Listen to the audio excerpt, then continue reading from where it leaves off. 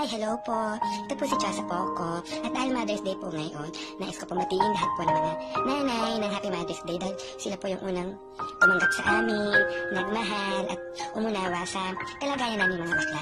Lalong-lalo na po ang aking nanay. Kaya Happy Mother's Day po. Alam niyo po, sabi po ng aking kamadrona, nung ipinanganak daw po ako, tuwang-tuwa daw po ang inay.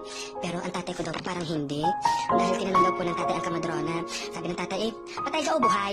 Sabi ng aming kamadrona, buhay! Sabi ng tatay, ay, oo, hindi siya natiwa. Sabi niya, ganun ang expression niya nung malamang buhay ako.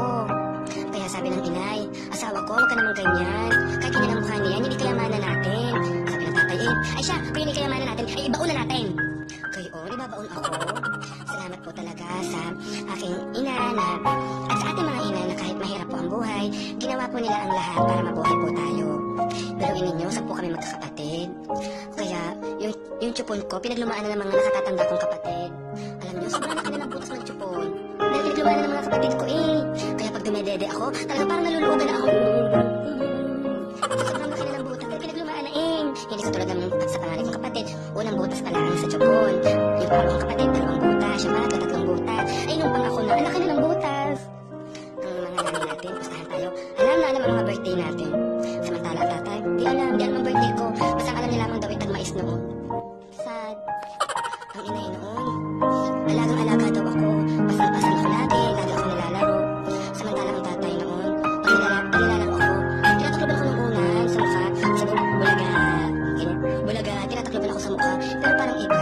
Pag tinatakloban ako sa mukha, yung parang may ubi na yung tapos nakasasabi, bulaga. Nakakaiyak. Yung talagang ubi na ako bago magbulaga yung bulaga.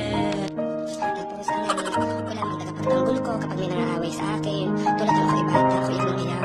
Sabi ko, inay, may mga kalaro ko, sinabihan ako ng malaki ang bunganga ko. Ang pagkalaki daw ng bunganga ko. Sabi sa akin ng inay, huwag mo intindihin naman, huwag mo intindihin. Kunin mo na doon ang pala, kasi kumain na. Kaya kunin ko daw ang pala. Ano ka kalaki ang bunganga ko? Sabi ng inay, parang isa pa rin. Tapos, ang mananay natin, talagang lahat gagawin para tayo hindi magutom, para makakain lang tayo. Kami na magkakapatid, pagkakainan, lagi ako tinatawag ng inay. Puka, pumani ka nga.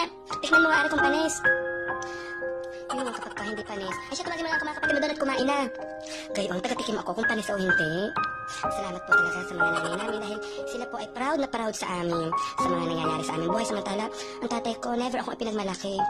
Dati nga, takbo na ako noon. Sabi ko, tatay, ako lamang ang nakasagot sa school. Sabi ng inay, naku, ikaw lamang ang nakasagot sa school. Sabi ko, oo, ako lamang ang nakasagot sa school sa tanong ng aming teacher. Sabi ng tatay, ano ba ang tanong ng teacher mo? Sabi ng tatay. Sabi ko, ang tanong ng teacher kung sino daw ang tatay namin na nagsusugal at saka nagsasabong. Yun, nagkaroon ako ng tawa. Kaya sa mga nanay, maraming salamat po sa pagmamahal na ipinapadama niyo po sa amin dahil kayo po ang nagpakita sa amin kung paano magmahal, umunawa at magpatawad sa mga taong hindi nakakaunawa sa amin. Nung isang araw nga po, tinanong ko ang tatay kung bakit galit na galit sa akin. Alam niyo ang sagot ng tatay? Alam mo kung bakit ako galit na galit sa iyo? Tama na isang bakla sa pamilya, tama na isang bakla.